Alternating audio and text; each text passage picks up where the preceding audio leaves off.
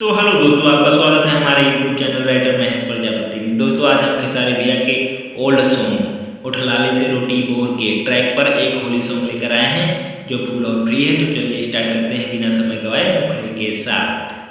चढ़ फगुनवा बहरा बाड़ो हमके घर में छोड़ के, हाँ चढ़ फगुनवा बहरा बाड़ो हमके घर में छोड़ के, तह डहलेला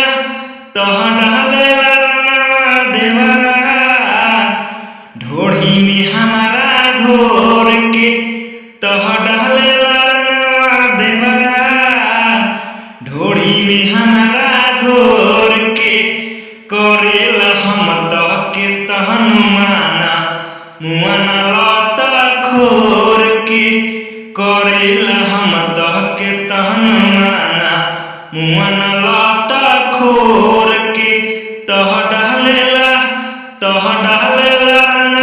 देवरा ढोड़ी में हमारा घोर के, तह डहलेला देवरा ढोड़ी में हमारा घोर के। अंतरा फर्स्ट रहेला वो हरदम मुड़ में लेवल चाहे माजा, रंग डाल चाहेला सटके उपाजा, रहेला वो हरदम मुड़ में लेवल चाहे माजा, रंग डाल चाहेला सटके उपाजा।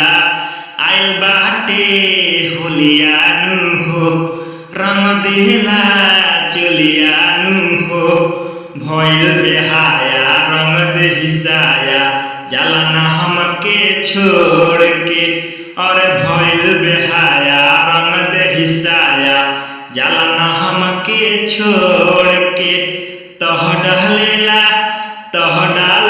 रंगवा देवरा ढोढ़ी में हमारा घोर के, तह डालेला रंगवा देवरा ढोढ़ी में हमारा घोर के।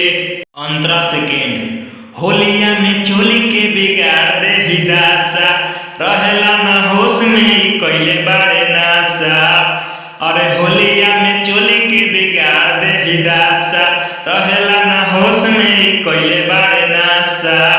बतिया के तनी बोझ न हो हमरा उपाय कौन सूझ न हो, याद आई रंगवा डालल महेश राज लत खोर के, अरे याद आई रंगवा डालल महेश राज लत खोर के, तो डालेला रंगवा देवरा ढोढ़ी में हमारा घोर के, तो डालेला रंगवा देवरा ढोढ़ी में हमारा घोर के।